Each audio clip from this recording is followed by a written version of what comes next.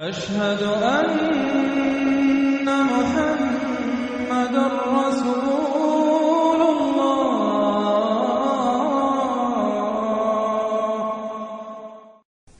سورۃ لقمان۔ بسم اللہ الرحمن الرحیم۔ الف لام میم۔ تلک آیات الکتاب الحکیم۔ اس سورہ مبارکہ کی ابتدائی آیات جو ہیں وہ سورہ بقرہ کی ابتدائی آیات سے بہت مشابہ بھی ہیں، اور دوسرے یہ کہ اس میں ایک لطیف فرق ہے، وہ بھی آپ کے سامنے آ جائے گا۔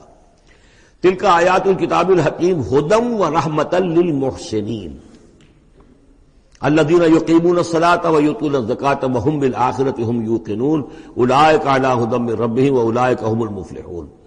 پانچویں آیت تو جو یہاں ہے وہی پانچویں آیت ٹھیک سورہ بقرہ کی ہے، اولئک علی ھدی من ربہم واولئک هم المفلحون۔ پہلی آیت الف لام میم یہاں ہے، پہلی آیت الف لام میم سورہ بقرہ کی بھی ہے۔ نوٹ کیجئے کہ وہاں آیا تھا ھدی للمتقین، یہ تقوی والوں کے لیے جن میں کوئی حق کی طلب ہے، جو چاہتے ہیں نیک راستے پر چلنا، جن میں طلب ہدایت ہے، ان کے لیے ہدایت ہے۔ یہاں ایک لفظ کا اضافہ کیا، اگلی منزل چونکہ بیان ہو رہی ہے، ھدی ورحمۃ للمحسنین، یہ جو بلند ترین منزل ہے، جو احسان کے مقام تک پہنچ جائیں، ان کے حق میں یہ صرف ہدایت ہی ہدایت نہیں، رحمت بھی ہے۔ تو یہاں تقابل اگر کریں گے، الف لام میم ذالک الکتاب لا ریب فیہ ھدی للمتقین، یہاں فرمایا تلک آیات الکتاب الحکیم، یہ ایک بڑی حکمت بڑی کتاب کی آیات ہے، اور یہ ہدایت ہے اور رحمت ہے محسنین کے حق میں۔ اور یہ محسنین جو ہے قرآن کی اصطلاح کے طور پر، جیسا کہ میں بیان کر چکا ہوں سورہ مائدہ میں، کہ یہ پہلا درجہ ہے اسلام، اس سے اوپر ایمان، اس سے اوپر احسان۔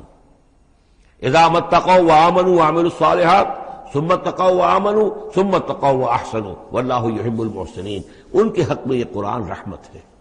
الذین، اب ان کی یہ اوصاف ہیں جو نماز قائم رکھتے ہیں، ویؤتون الزکاۃ، وہاں ہے ومما رزقناہم ینفقون، یہاں باقاعدہ لفظ زکوٰۃ آ گیا، وہ زکوٰۃ دیتے رہتے ہیں، یا یہ کہ اپنے تزکیے کے لیے مسلسل کوشاں رہتے ہیں۔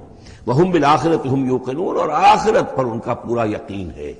اصل شے جو ہے جو انسان کے عمل اور کردار پر اثر انداز ہوتی ہے، وہ ایمان بالآخرہ ہے۔ اولئک علی ھدی من ربہم،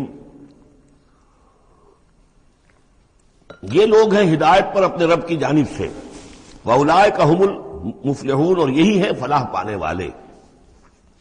ومن الناس من یشتری لہو الحدیث لیضل عن سبیل اللہ بغیر علم، لوگوں میں سے کچھ ایسے بھی ہیں کہ جو کھیل کی باتیں خریدتے ہیں، کھیل کود، اور تاکہ لوگوں کی توجہ ادھر ہو جائے۔ اور یہ باقاعدہ کیا ہے نضر بن حارث، جو رؤسائے قریش میں سے تھا، اور اس شخص کا معاملہ یہ تھا کہ یہ حضور کے شدید ترین مخالفین میں سے تھا۔ اس نے یہ کیا کہ یہ لوگ جو ہیں، چونکہ عربوں کے اندر ذوق تو تھا، ان کے ہاں اچھے شاعروں کی بڑی قدر تھی، خطبہ ادب جو ہے، فصاحت و بلاغت جو ہے، اس سے ان کو دلچسپی تھی، قرآن مجید کی فصاحت اور بلاغت انہیں اپنی طرف کھینچتی تھی۔ وہ چاہتے تھے کہ یہ لوگ سنیں ہی نہ، تو وہ کہیں سے شام گیا اور وہاں سے کوئی گانا گانے والی ایک لونڈی لے آیا جو بہت اچھا گانا گاتی تھی، اور اس کی محفلیں اس نے منعقد کرانی شروع کر دی، تاکہ لوگ آئیں یہاں پر اور یہ اس میں مگن رہیں، اور رات کا وقت وہاں لگائیں تو دن میں سوئیں۔ بہرحال کسی طریقے سے ان کی توجہات جو ہے اس کو محمد کی طرف سے ہٹا کر صلی اللہ علیہ وسلم تو ان چیزوں میں لگا دیا جائے۔ اور یہ اچھی طرح سمجھ لیجئے کہ اس وقت دنیا میں یہ کھیلوں کا معاملہ، سپورٹس کا، گیمز کا معاملہ، اور پورے ذرائع ابلاغ کے اوپر معلوم ہوتا ہے چھائی ہوئی شے یہی ہے۔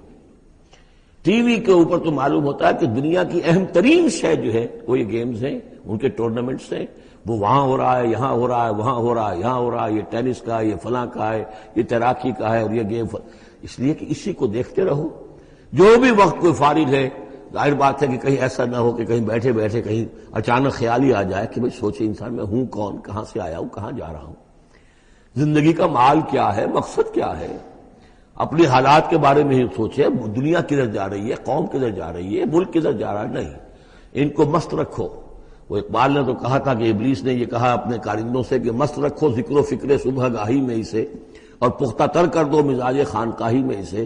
اس سے اگلی بات ہے کہ جو آج دنیا کے ابلیسوں نے جو ایجاد کی ہے، یہ کھیل کود، اسی طریقے سے یہ ایکٹرز، یہ ڈرامے، اور پھر ان کے ایکٹرز اور ایکٹریسز کی زندگیاں، اور ان کے جو بھی سکینڈلز ہوں، جس طریقے سے کہ ان کو دنیا میں پھیلایا جا رہا ہے، تاکہ وہ نوجوان نسل بھی بس ان دلچسپی میں پڑی رہے. تو یہ ہے اصل میں وہ فلسفہ. وَمِنَ النَّاسِ مَن يَشْتَرِي لَهْوَ الْحَدِيثِ، کھیل کود کی چیزیں خریدتے ہیں وہ لوگ، لِيُضِلَّ عَن سَبِيلِ اللَّهِ، تاکہ اللہ کے راستے سے گمراہ کریں، بغیر علم کے. وَيَتَّخِذَهَا هُزُوًا، اور اللہ تعالیٰ کا جو معاملہ ہے اس کو یہ ہنسی ٹھٹا بنا دیں. اولئک لہم عذاب مہین، یہ وہ لوگ ہیں کہ جن کے لیے اہانت آمیز عذاب ہے. وَإِذَا تُتْلَىٰ عَلَيْهِ آیاتنا وَلَّىٰ مُسْتَكْبِرًا، اور جب اسے سنائی جاتی ہیں ہماری آیات تو وہ ولّا اپنی قبر پیٹھ موڑ کر چل دیتا ہے، مستکبرن استکبار کرتے ہوئے، کأن لم یسمعها، جیسے کہ اس نے سنی ہی نہیں.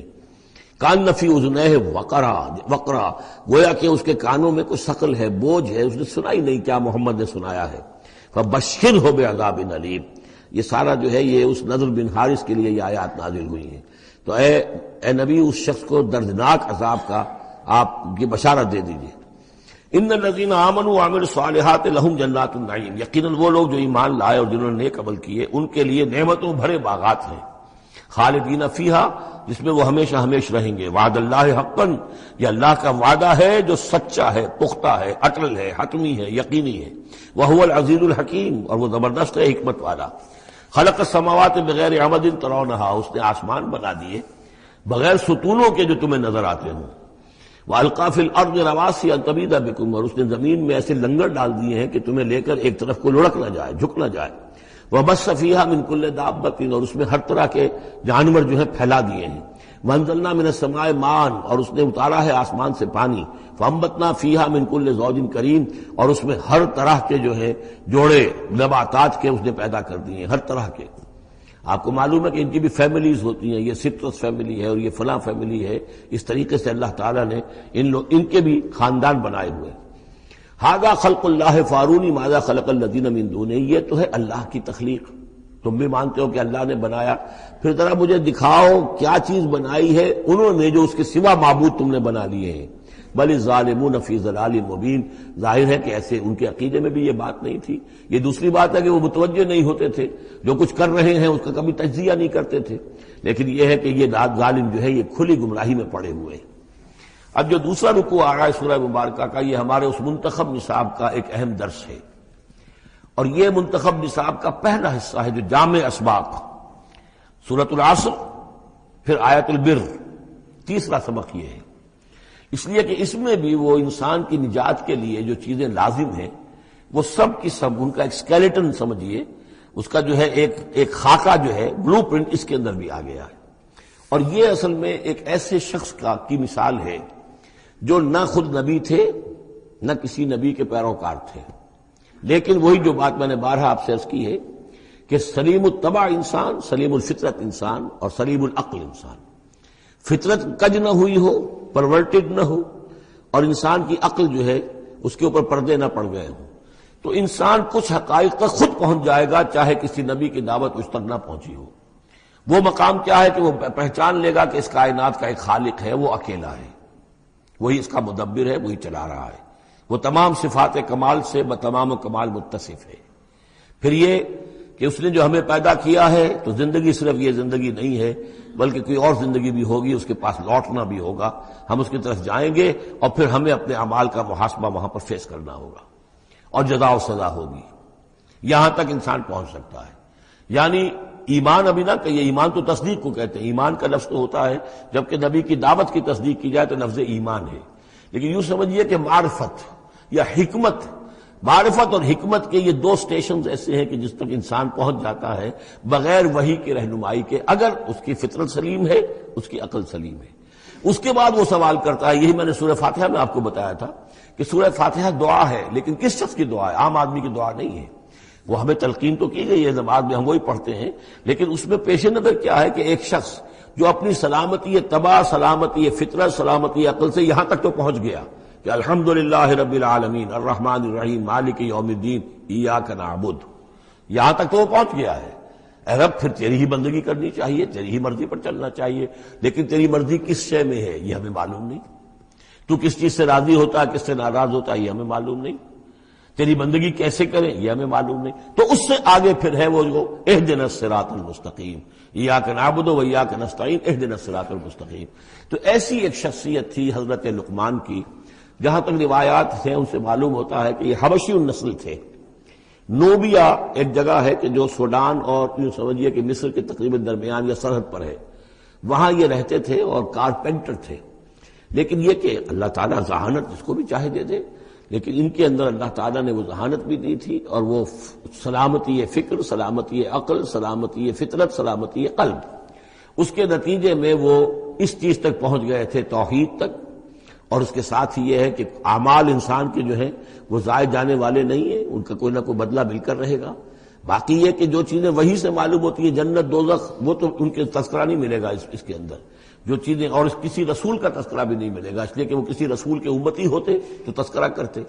یہاں انہوں نے جو اپنی ایک حکیم اور دانا انسان نے اپنے ساری عمر کے سوچ کا جو لب لباب ہے، خلاصہ ہے، حاصل ہے، وہ اپنے بیٹے کو اپنے انتقال کے وقت وصیت کی شکل میں منتقل کیا ہے. اور اس کو اللہ تعالیٰ نے قرآن میں نقل کر دیا، کیونکہ ان کے اقوال کوٹ کیے جاتے تھے. جیسے ہم وہ تقریر کرتے ہیں تو کبھی علامہ اقبال کا حوالہ دیتے ہیں، ان کا شعر کوٹ کر دیتے ہیں، کبھی کسی اور کا. تو یہ بھی اصل میں عرب میں خطباء اور شعراء جانتے تھے کہ یہ لقمان جو ہیں یہ بہت ہی حکیم اور دانا انسان تھے، اور ان کے اقوال جو ہیں کوٹ کیے جاتے تھے اشعار میں بھی اور خطبات میں بھی. تو اللہ نے بتایا کہ دیکھو یہ لقمان بھی جو اپنی سلامتی طبع اور سلامتی فکر کی وجہ سے جہاں تک پہنچا، وہ وہی اصول ہے کہ جن کی طرف محمد تمہیں دعوت دے رہے ہیں صلی اللہ علیہ وسلم. وَلَقَدْ آتَيْنَا لُقْمَانَ الْحِكْمَةَ، اور ہم نے لقمان کو دانائی عطا کی. دانائی کا نتیجہ کیا تھا؟ انشکر للہ، کہ شکر کرو اللہ کا. دانائی کا تقاضا، فطرت کی سلامتی کا تقاضا کیا ہے؟ جو بھی آپ کے ساتھ بھلائی کرے اس کے لیے ایک احسان مندی کے جذبات آپ میں پیدا ہونے چاہیے. اگر نہیں ہو رہا ہے تو فطرت جو ہے پرورٹڈ ہے، بس ہو گئی. جو بھی بھلائی کرے. اور عقل کا تقاضا کیا ہے کہ اصل جو ہے منعم اس کو پہچان لیا جائے، اور وہ اللہ ہے. تو نتیجہ کیا نکلے گا؟ وہ سلامتی طبع جمع سلامتی عقل. تو اللہ کو پہچان لیا جائے اور کہا جائے الحمدللہ، جہاں سے قرآن مجید شروع ہوتا ہے. انشکر للہ، کہ شکر کرو اللہ کا. ومن یشکر فانما یشکر لنفسہ، جو کوئی بھی شکر کرتا ہے تو وہ شکر کرتا ہے اپنے ہی بھلے کے لیے، اپنے ہی فائدے کے لیے. ومن کفر فان اللہ غنی حمید، اور جو کفران نعمت کرتا ہے، ناشکری کرتا ہے، تو اللہ تو غنی اور حمید ہے. وَإِذْ قَالَ لُقْمَانُ لِابْنِهِ، اب یہاں سے حضرت لقمان کی وہ نصیحتیں ہیں جو انہوں نے اپنے بیٹے کو کی ہیں، یہاں مذکور نہیں ہے، لیکن مراد یہی ہے کہ انتقال کے وقت. جیسے کہ کوئی شخص دولت مند ہے تو وہ اپنے انتقال کے وقت اپنے بیٹوں کو، یا اگر بیٹا ایک ہی ہے تو اسے بتائے گا کس سے لینا ہے، کس کو دینا ہے، کیا حساب کتاب ہے، کہاں کہاں میرے ایسٹس ہیں. کوئی دفینہ ہے تو بھی بتائے گا کہ میرا وہاں فلاں جگہ پر دولت دفن ہے. ایک حکیم انسان کے پاس اصل شے اس کی ساری عمر کے غور و فکر کا جو حاصل ہے کہ میں نے جو کچھ سوچا ہے، میں نے جو کچھ بھی حاصل کیا ہے اپنی فطرت سلیمہ اور عقل سلیم کی رہنمائی میں، وہ میں تمہیں منتقل کر رہا ہوں. وَإِذْ قَالَ لُقْمَانُ لِابْنِهِ وَهُوَ يَعِظُهُ، یاد کرو جب کہ کہا لقمان نے اپنے بیٹے سے اور وہ اسے نصیحت کر رہے تھے. یا بنی لا تشرک باللہ، نمبر 1 اللہ کے ساتھ شرک مت کیجو. ان الشرک لظلم عظیم، یقیناً شرک بہت بڑا ظلم ہے، بہت بڑا ظلم ہے، سب سے بڑی ناانصافی. عربی زبان میں ظلم کہتے ہیں وضع الشیء فی غیر محلہ، کسی شے کو ہٹا کر اس کے اصل مقام سے ہٹا کر کہیں اور رکھ دینا، یہ ظلم ہے. اللہ خالق ہے تنہا، باقی سب مخلوق ہیں. اب آپ نے مخلوق میں سے کسی کو اللہ کے برابر کر دیا، یا اللہ کو کسی اعتبار سے گرا کر مخلوق کے سب میں لا کے کھڑا کر دیا، تو اس سے بڑا شرک، اس سے بڑی ظلم، اس سے بڑی ناانصافی، اس سے بڑا ظلم کوئی نہیں. وَإِذْ قَالَ لُقْمَانُ لِابْنِهِ وَهُوَ يَعِظُهُ يَا بُنَيَّ لَا تُشْرِكْ بِاللَّهِ إِنَّ الشِّرْكَ لَظُلْمٌ عَظِيمٌ. اور اس کے بعد فوراً ہی اللہ تعالیٰ نے اپنی طرف سے ایک بات ایڈ کی ہے. یہ چوتھا مقام آ گیا ہے کہ جہاں اللہ کے حق کے فوراً بعد والدین کا حق. ظاہر بات ہے کہ حضرت لقمان کو یہ بات کچھ یعنی مناسب نہیں معلوم ہوئی کہ وہ اپنا حق بھی بیان کریں، لہذا اس کی تکمیل کر دی ہے اللہ تعالیٰ نے. وَوَصَّيْنَا الْإِنسَانَ بِوَالِدَيْهِ، اور ہم نے وصیت کی انسان کو اس کے والدین کے بارے میں، اور والدین میں سے بھی خاص طور پر والدہ، اس لیے کہ زیادہ مشقت وہ جھیلتی ہے، زیادہ تکلیفیں بچوں کی پرورش میں ماں کو برداشت کرنی پڑتی ہیں.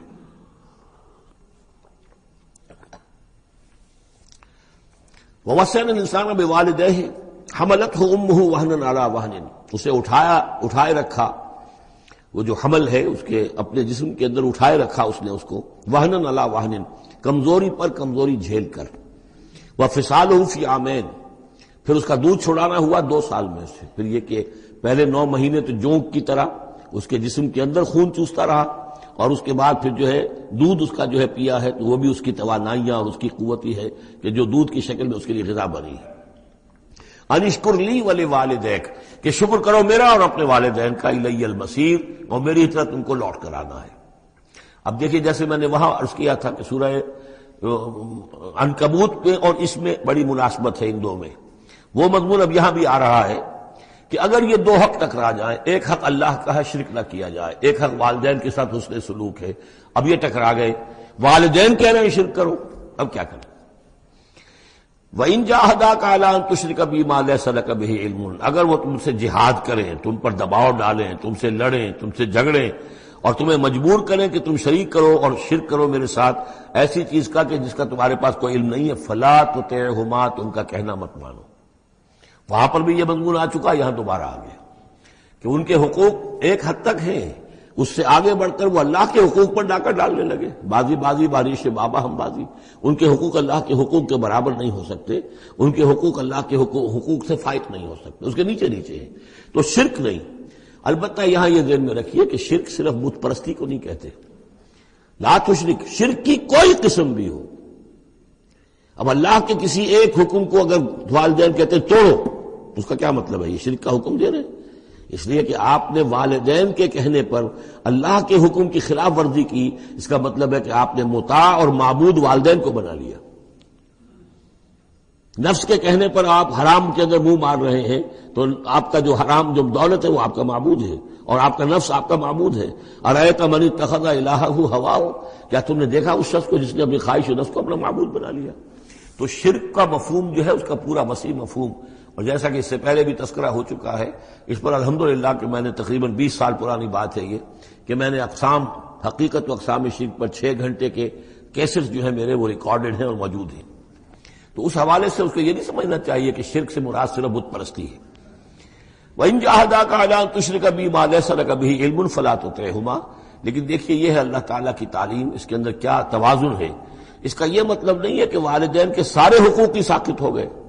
اگر والدین مشرک ہیں، تمہیں شرک کرنے کا حکم دے رہے ہیں تو ان کا یہ حکم تو نہیں مانو گے، لیکن ان کے ساتھ حسن سلوک پھر بھی کرنا ہے۔ والد تو ہے نا، وہ والدہ تو ہے نا۔ وَصَاحِبْهُمَا فِي الدُّنْيَا مَعْرُوفًا، دنیا میں ان کے ساتھ رہو بہتر انداز میں، صحیح انداز میں، خدمت ان کی کرو، اگر انہیں ضرورت ہے تو اپنا مال ان پر خرچ کرو۔ اس کے اندر یہ نہیں ہوگا کہ سارے حقوق ساقط ہو گئے، اب انہیں گالیاں دینی شروع کر دو یا ان کو جو ہے ستانا شروع کر دو، نہیں۔ لیکن اگر وہ اللہ کے حکم کے خلاف کوئی حکم دیتے تو مت مانو۔ وَاتَّبِعْ سَبِيلَ مَنْ أَنَابَ إِلَيَّ، اور پیروی کرو اس شخص کے راستے کی کہ جو میری طرف اپنا رخ کر چکا ہے۔ یعنی والدین کا اتباع نہیں ہے، والدین کی اطاعت نہیں ہے، والدین کے ساتھ حسن سلوک ہے۔ اطاعت ہوگی اگر اللہ کی اطاعت کے مطابق، اس کے دائرے کے اندر تو اطاعت بھی ہوگی، لیکن بالفعل اور آزادانہ کوئی اطاعت نہیں والدین کی۔ کہیں بھی قرآن مجید میں نہیں آیا اپنے والدین کی اطاعت کرو۔ کیا حکم دیا گیا؟ حسن سلوک، نیک سلوک، ان کی ضرورت، ان کی خبر گیری ہے، ان کی خدمت ہے، ان کی ضروریات کا لحاظ رکھنا، اس کا حکم ہے۔ باقی پیروی کرو اس شخص کی جس نے اپنا رخ میری طرف کر لیا ہے، وہ کوئی بھی ہے۔ پہلے انبیاء ہوتے تھے، انبیاء کی پیروی کرو، اب انبیاء نہیں ہیں، انبیاء کے خادم ہیں۔ انبیاء کی امتوں میں جو شخص بھی اٹھا ہے دین کی دعوت لے کر، جس نے اپنا رخ کر لیا ہے، جس نے کہا میں چل رہا ہوں اللہ کے راستے میں، کون میرا ساتھی بنتا ہے، تو پیروی کرو اس کی۔ وَاتَّبِعْ سَبِيلَ مَنْ أَنَابَ إِلَيَّ، پیروی کرو اس شخص کے راستے کی جس نے اپنا رخ میری طرف کر لیا ہے۔ ثُمَّ إِلَيَّ مَرْجِعُكُمْ، پھر میری ہی طرف تم سب کا لوٹنا ہے۔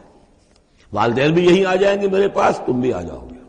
فَأُنَبِّئُكُم بِمَا كُنتُمْ تَعْمَلُونَ، پھر میں تمہیں جتلا دوں گا جو کچھ کہ تم کرتے رہے تھے۔ اب یہاں بیچ میں جو آ گیا اللہ کی طرف سے آ گیا، یعنی حضرت لقمان کی نصیحت صرف ابھی ایک آئی تھی، یا بنی لا تشرک باللہ ان الشرک لظلم عظیم، اے میرے بچے شرک مت کرنا اللہ کے ساتھ، اس لیے کہ شرک جو ہے بہت بڑا ظلم ہے، بہت بڑی ناانصافی ہے۔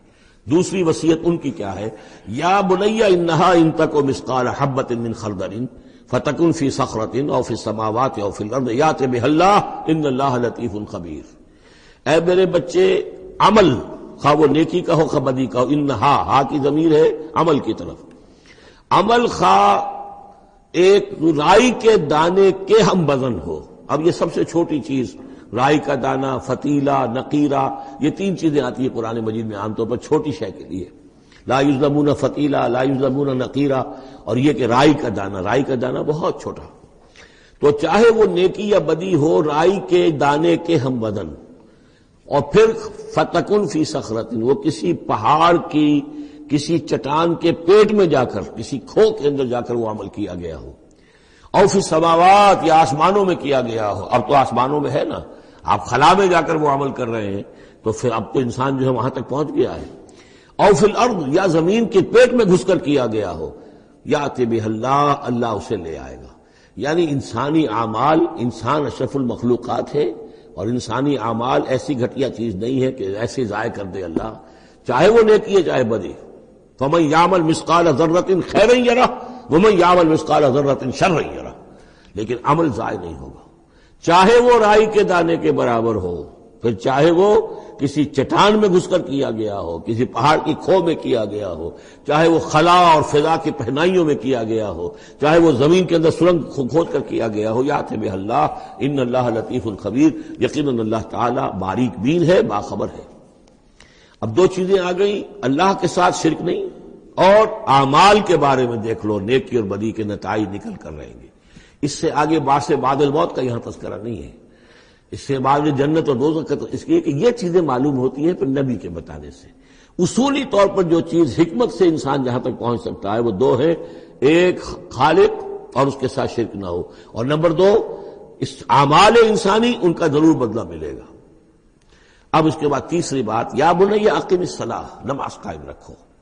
یعنی جس اللہ کو تم نے پہچان لیا ہے، اب محض ایک مرتبہ پہچان لینا کافی نہیں ہوگا، اسے یاد رکھنا ضروری ہے، ورنہ شیطان تمہیں ورغلائے گا، تمہیں ادھر ادھر سے جو ہے تمہارا نفس تمہیں غلط راستے پر ڈال دے گا، جب تک کہ یہ ایمان باللہ مستحضر نہ رہے ذہن کے اندر۔ اور ایمان باللہ کو مستحضر رکھنے کے لیے ذکر ہے جو ہم پڑھ چکے ہیں، اتل ما اوحی الیک من الکتاب واقم الصلاۃ ان الصلاۃ تنہی عن الفحشاء والمنکر۔ لہذا اب نماز کون سی تھی وہ ہم نہیں جانتے، لیکن کوئی ذریعہ ایسا ہونا چاہیے کہ تم اللہ کو یاد کیا کرو۔ یا بنی اقم الصلاۃ، اور نمبر 4 وَأَمُرْ بِالْمَعْرُوفِ وَانْهَ عَنِ الْمُنْکَرِ، اور نیکی کا حکم دو اور بدی سے روکو۔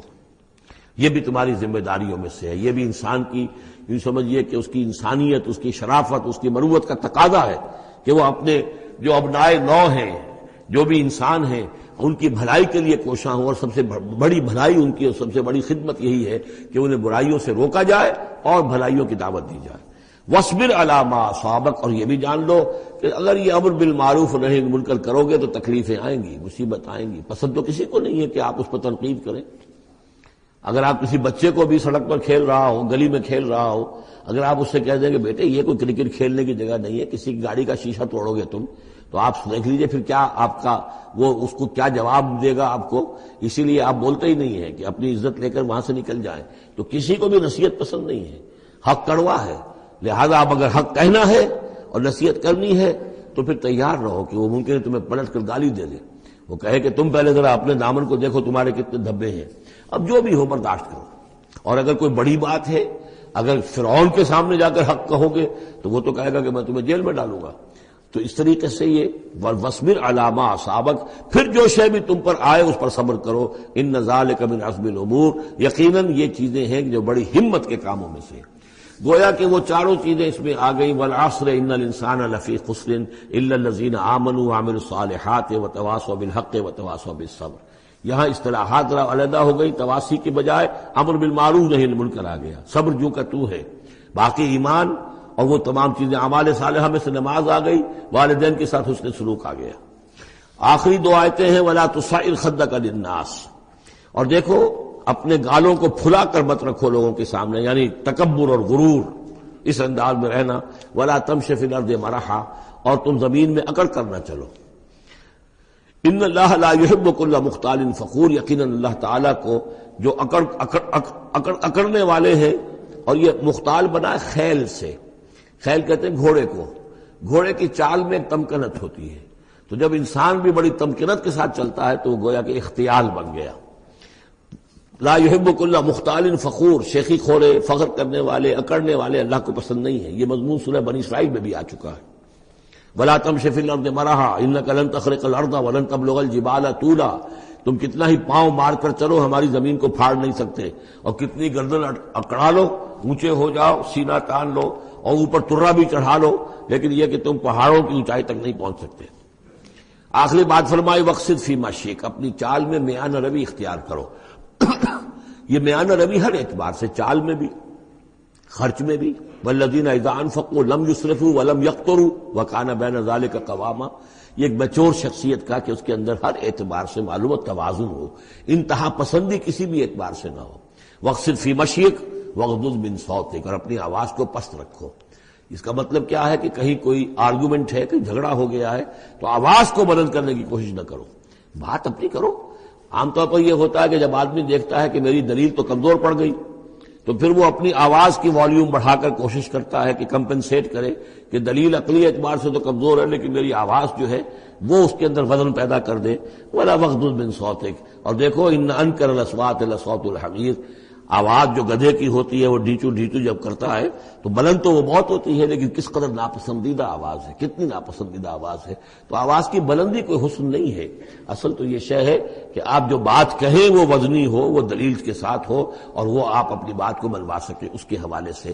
تو یہ ہے 8 آیات پر مشتمل جو رکوع ہے، یہ دوسرا رکوع سورہ مبارکہ کا، یہ ہمارے اس منتخب نصاب کا تیسرا سبق ہے۔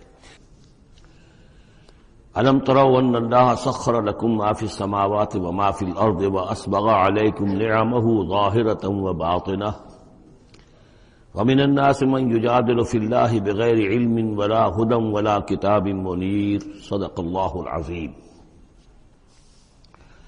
کیا تم نے دیکھا نہیں کہ اللہ تعالیٰ نے تمہارے لیے مسخر کر دیا ہے جو کچھ کے آسمانوں میں ہے اور جو کچھ کے زمین میں ہے، یعنی یہ کہ آسمان کے اندر سورج ہے، چاند ہے، یہ سب تمہاری ضرورتیں بہم پہنچانے میں لگے ہوئے ہیں۔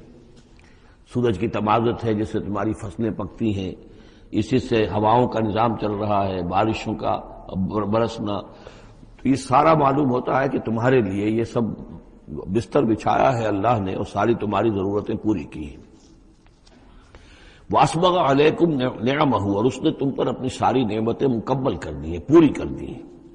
ظاہرۃً و باطنۃً، یہ نعمتیں ظاہری بھی ہیں باطنی بھی ہیں، جو باہر سے نظر آتی ہیں، دکھتی ہیں، جن کو ہم استعمال کرتے ہیں۔ بہت سی نعمتیں وہ جن کا ہمیں احساس ہی نہیں ہے، ہمارے وجود کے اندر کیا کچھ اللہ تعالی نے ودیعت کیا ہوا ہے اس کا ہمیں پوری طرح احساس بھی نہیں۔ وَمِنَ النَّاسِ مَن يُجَادِلُ فِي اللَّهِ بِغَيْرِ عِلْمٍ، یہ آیت آ چکی ہے سورہ حج میں۔ لوگوں میں سے کچھ ایسے بھی ہیں جو جھگڑتے ہیں اللہ کے معاملے میں، یا اللہ کے بارے میں، یا اللہ کے احکام کے بارے میں، اللہ کی آیات کے بارے میں، بغیر اس کے کہ بغیر علم کہ ان کے پاس کوئی علم ہو، ولا ہدن، نہ کوئی رہنمائی اور ہدایت ہے، ولا کتاب منیر، نہ کوئی روشن کتاب ہے۔ وَإِذَا قِيلَ لَهُمُ اتَّبِعُوا مَا أَنزَلَ اللَّهُ قَالُوا بَلْ نَتَّبِعُ مَا وَجَدْنَا عَلَيْهِ آبَاءَنَا، اور جب ان سے کہا جاتا ہے کہ پیروی کرو اس کی جو اللہ نے نازل فرمایا ہے، قرآن اتارا ہے، اس کی پیروی کرو، قالوا، وہ کہتے ہیں، بل نتبع ما وجدنا علیہ آباءنا، بلکہ ہم تو پیروی کریں گے اس کی کہ جس کو پر ہم نے پایا ہے اپنے آباء و اجداد کو۔ اور آج کل خاص طور پر یہ لوک ورثہ اور ہماری پرانی روایات، قومی روایات، اور ہماری جو ہے ہر علاقے کا ایک کلچر ہے، اس کلچر کو زندہ کیا جائے، کروڑ ہر روپیہ ان چیزوں میں صرف کیا جاتا ہے۔ اولو کان الشیطان یدعوہم الی عذاب السعیر، خواہ شیطان ان کو پکار رہا اور بلا رہا ہو، یہ جو باتیں بنا رہے ہیں در حقیقت یہ شیطان کی دعوت ہے، اس کی تبلیغ ہے در حقیقت جس کو انہوں نے قبول کیا ہے۔ وہ یدعوہم الی عذاب السعیر، اور وہ انہیں بلا رہا ہے اس جہنم کے عذاب کی طرف۔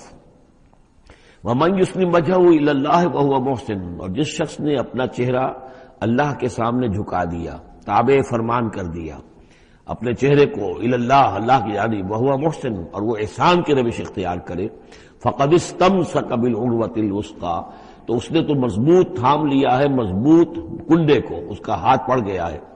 یہ سورہ بقرہ میں بھی یہ الفاظ آئے تھے آیت الکرسی کے فوراً بعد۔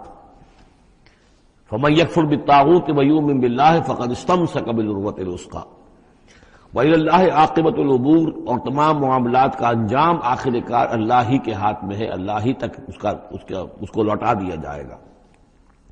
وَمَن كَفَرَ فَلَا يَحْزُنْكَ كُفْرُهُ، اور اے نبی جو کفر کر رہا ہے تو آپ اس کے کفر اور کفر کے لیے جو وہ بھاگ دوڑ کر رہا ہے اس سے آپ پریشان نہ ہو، دلگیر نہ ہو۔ الینا مرجعہم، میری طرف ان سب کو لوٹنا ہے، فننبئہم بما عملوا، ہم انہیں اچھی طرح بتا دیں گے، جتلا دیں گے جو کچھ کہ انہوں نے کیا تھا۔ ان اللہ علیم بذات الصدور، یقیناً اللہ تعالیٰ تو جو کچھ سینوں میں چھپا ہوا ہے اس سے بھی واقف ہے۔ نمتعہم قلیلا، ہم انہیں ذرا تھوڑی دیر کے لیے ساز و سامان دے رہے ہیں، دنیا کے اندر یہ مزے لے لیں، مزے لوٹ لیں۔ ثم نضطرهم الى عذاب غلیظ، پھر ہم انہیں کشاں کشاں لے آئیں گے، کھینچ کر پکڑ کر لے آئیں گے اس عذاب کی طرف جو بہت گاڑھا ہے۔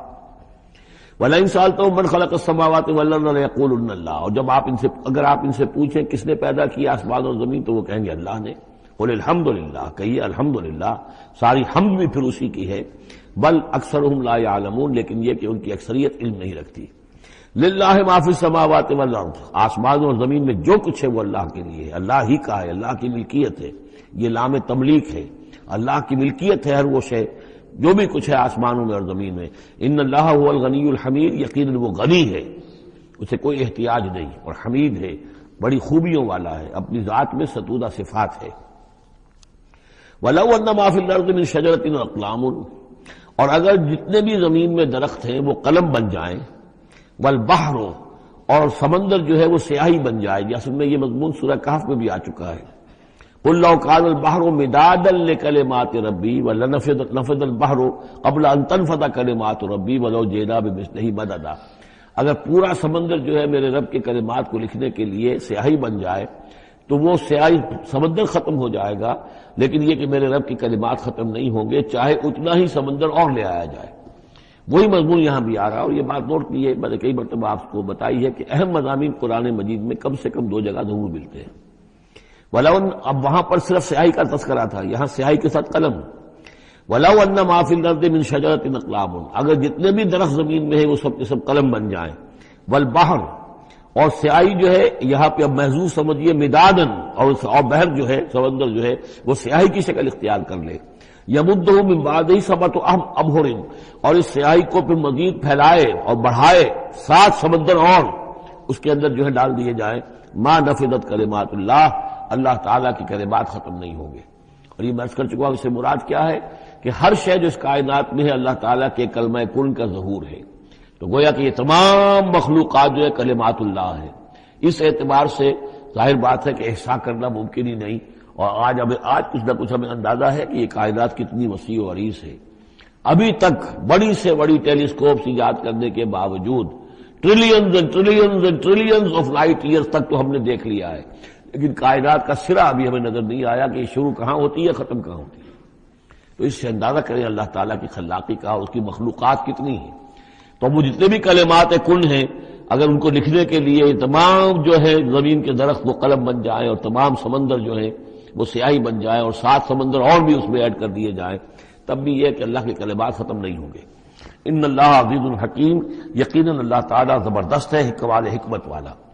اب ادھر تو اس میں تو اللہ تعالیٰ کی تخلیق کی وسعت اور عظمت کا تذکرہ ہو گیا۔ اب اس کا جو اس کے انتظام کا معاملہ، اس کی تدبیر جو ہے اس میں کس قدر یسر ہے، کتنی آسانی ہے، کتنی سہولت ہے اس کے لیے، یعنی اس کائنات کو جیسے کہ سورہ بقرہ میں آیت الکرسی میں بھی آیا تھا وَلَا يَئُودُهُ حِفْظُهُمَا، یہ آسمانوں اور زمین کی حفاظت اس پر کوئی بھاری نہیں ہے، مشکل نہیں ہے، اس کو جو ہے اس کے تھامنے میں، اس کے چلانے میں کوئی اس کے لیے یہ کام بوجھل نہیں ہے، وزنی نہیں ہے۔ وَلَا يَئُودُهُ حِفْظُهُمَا وَهُوَ الْعَلِيُّ الْعَظِيمُ، تو اسی کو یہاں فرمایا مَا خَلْقُكُمْ وَلَا بَعْثُكُمْ إِلَّا كَنَفْسٍ وَاحِدَةٍ، تم سب کو پیدا کرنا اور تم سب کو دوبارہ پیدا کر لینا اللہ تعالیٰ کے لیے ایسے ہی جیسے ایک نفس کا پیدا کر دینا، اللہ کے لیے یہ اتنا یسیر ہے۔ ان اللہ سمیع بصیر، یقیناً اللہ تعالیٰ سمیع ہے اور بصیر ہے۔ تو گویا کہ ایک ہے اللہ کی تخلیق کی وسعت و عظمت، وہ تو کلمات الہی، اور ایک ہے اللہ تعالیٰ پر یہ کتنا ہلکا ہے، اہون علیہ، یہ اس کے لیے بہت آسان ہے، یسر اور سہولت اللہ تعالیٰ اس کے انتظام کو اور اس کو جو لے کر چل رہا ہے وہ اس پر بھاری نہیں۔ الم تر ان اللہ یولج اللیل فی النہار، کیا تم دیکھتے نہیں کہ اللہ تعالیٰ رات کو پرو لاتا ہے دن میں، ویولج النہار فی اللیل، اور دن کو پرو لاتا ہے رات میں۔ اب یہ ایک تو اس کا مفہوم یہ ہو سکتا ہے کہ جیسے ایک ڈوری ہے اور اس ڈوری کے اندر اگر آپ نے دانے ڈالے ہوئے تسبیح میں، ایک سیاہ ہے ایک سفید ہے، ایک سیاہ ایک سفید ہے، سیاہ کے بعد سفید، سفید کے بعد سیاہ، یہ تو آتا چلا جائے گا۔ ایک یہ ہے کہ کبھی دن بڑھتا ہے اور رات گھٹتی ہے، گویا کہ دن جو ہے رات میں داخل ہو رہا ہے، کبھی رات بڑھنے لگتی ہے، دن گھٹنے لگتا ہے، گویا کہ دن جو ہے وہ رات کو انکروچ کر رہا ہے، رات کے حصے کو گویا کہ اس نے قبضے میں کر لے لیا ہے۔ تو اس طریقے سے اللہ تعالیٰ پرو دیتا ہے رات کو دن میں، دن کو رات میں۔ وَسَخَّرَ الشَّمْسَ وَالْقَمَرَ، اور اس نے مسخر کر دیا ہے سورج کو اور چاند کو۔ كُلٌّ يَجْرِي إِلَىٰ أَجَلٍ مُّسَمًّى، یہ سب کے سب چل رہے ہیں ایک وقت معین تک کے لیے۔ وَأَنَّ اللَّهَ بِمَا تَعْمَلُونَ خَبِيرٌ، اور یقیناً اللہ تعالیٰ جو کچھ کہ تم کر رہے ہو اسے باخبر ہے۔ ذَلِكَ بِأَنَّ اللَّهَ هُوَ الْحَقُّ، یہ اس لیے کہ اللہ حق ہے۔ وَأَنَّ مَا يَدْعُونَ مِن دُونِهِ الْبَاطِلُ، اور یہ کہ جس کو یہ پکار رہے ہیں اللہ کے سوا وہ سب باطل ہیں، ان کی کوئی حقیقت ہی نہیں۔ باطل اس کو کہتے ہیں جو نظر تو آئے ہو نہ، کوئی حقیقت اس کی نہ ہو، جیسے شراب، پانی نظر آتا ہے لیکن پانی ہے نہیں۔ وَأَنَّ اللَّهَ هُوَ الْعَلِيُّ الْكَبِيرُ، اور یقیناً اللہ تعالیٰ ہی ہے سب سے بلند و بالا اور سب سے بڑا اور عظمت والا۔ أَلَمْ تَرَ أَنَّ الْفُلْكَ تَجْرِي فِي الْبَحْرِ بِنِعْمَتِ اللَّهِ لِيُرِيَكُم مِّنْ آيَاتِهِ، کیا تم دیکھتے نہیں کہ کشتیاں چلتی ہیں سمندر میں یا دریا میں اللہ کی نعمتوں کو لے کر؟ ظاہر بات ہے ٹرانسپورٹ جو ہوتی تھی پہلے بہت بڑی، وہ سمندروں میں کشتیوں سے، دریاؤں میں بھی۔ لِيُرِيَكُم مِّنْ آيَاتِهِ، تاکہ وہ تمہیں دکھائے اپنی آیات میں سے۔ ان فی ذلک لآیات لکل صبار شکور، یقیناً اس میں آیات ہیں، لیکن کس کے لیے؟ ان سب لوگوں کے لیے جو صبر کرنے والے ہیں، شکر کرنے والے ہیں۔ صبار یہ بھی مبالغے کا صیغہ ہے، فعال کے وزن پر، بہت صبر کرنے والا۔ شکور فعول کے وزن پر ہے، بہت زیادہ شکر کرنے والا۔ وَإِذَا غَشِيَهُم مَّوْجٌ كَالظُّلَلِ، اور جب یہ کبھی سمندر میں ہوتے ہیں اور ان کے اوپر ایک موج چڑھتی ہے اور ڈھانپ لیتی ہے انہیں جیسے کہ بادل ہو، ایسی موج آ رہی ہے کہ گویا کہ وہ تمہارے اوپر سے گزر جائے گی۔ دعوا اللہ مخلصین لہ الدین، تو وہ پکارنے لگتے ہیں اللہ کو اسی کے لیے اپنی اطاعت کو خالص کرتے ہوئے۔ فلما نجاہم من البر، اور جب اللہ انہیں نجات دے کر لے آتا ہے خشکی پر، فمنہم مقتصد، تو ان میں سے کچھ وہ لوگ ہیں کہ جو بیچ کی چال پر چلتے ہیں، یعنی یہ کہ اکثر و بیشتر جو ہیں وہ پھر شرک کی راہ اختیار کر لیتے ہیں۔ وما یجحد بآیاتنا الا کل ختار کفور، اور ہماری آیات کا انکار نہیں کرتے مگر وہی جو قول کے جھوٹے ہیں اور ناشکرے ہیں۔ یا ایھا الناس اتقوا ربکم واخشوا یوما، اے لوگو اپنے رب کا تقوی اختیار کرو اور ڈرو اس دن سے، لا یجزی والد عن ولدہ، جس دن کوئی والد اپنے بیٹے سے کسی شے کو دور نہیں کر سکے گا، بچا نہیں سکے گا کسی بھی چیز سے، ولا مولود هو جاز عن والدہ شیئا، اور نہ ہی بیٹا جو ہے وہ اپنے باپ سے کوئی شے دور کر سکے گا، کوئی کسی کے کام نہیں آئے گا، نہ باپ بیٹے کے نہ بیٹا باپ کے، تو باقی سارے رشتے جو ہیں وہ تو اس کے بعد ثانوی ہیں۔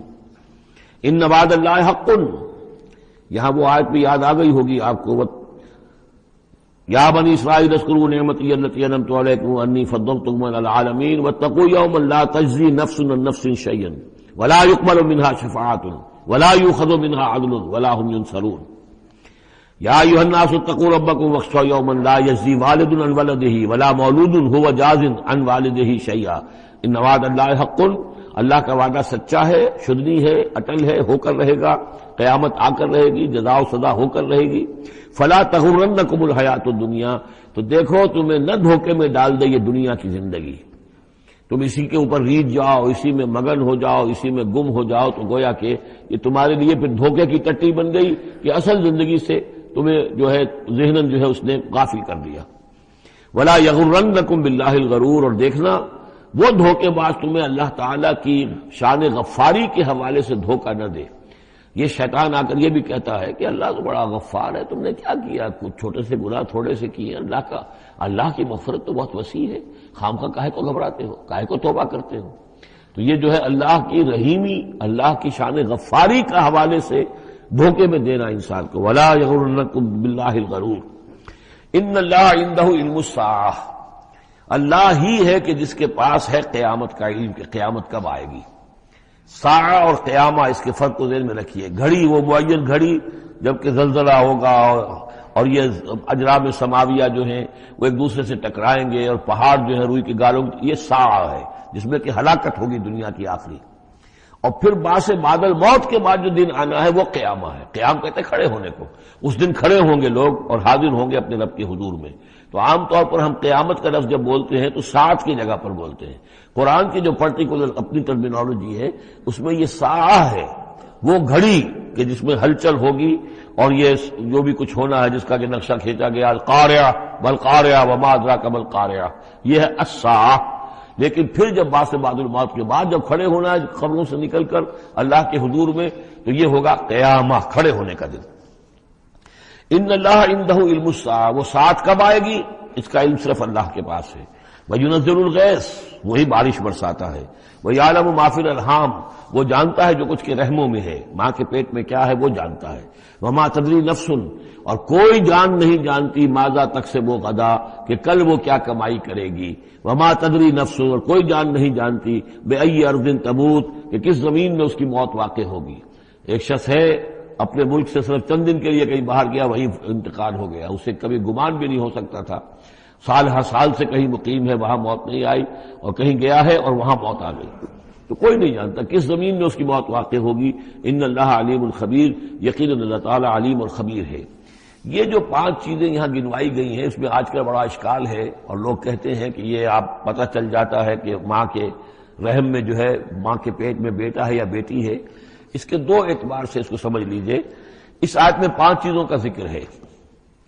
پہلی چیز میں حصر کا اسلوب ہے کہ یہ چیز صرف اللہ کو معلوم ہے، اگرچہ یہاں یہ نہیں لکھا ہوا ہے کہ اللہ کے سوا کوئی نہیں جانتا، پھر بھی چونکہ حصر کا اسلوب ہے، ان اللہ عنده علم الساعہ، یقیناً اللہ ہی ہے جس کے پاس ہے قیامت کا علم، ساعت کا علم۔ اس میں بھی گویا کہ نفی ہو گئی کہ کوئی اور نہیں جانتا۔ 2 آخری چیزوں میں بھی نفی ہے، وما تدری نفس ماذا تکسب غدا، کوئی نہیں جانتا کہ کل وہ کیا کمائے گا، اس میں بھی کیٹیگوریکل نفی ہے اس کی۔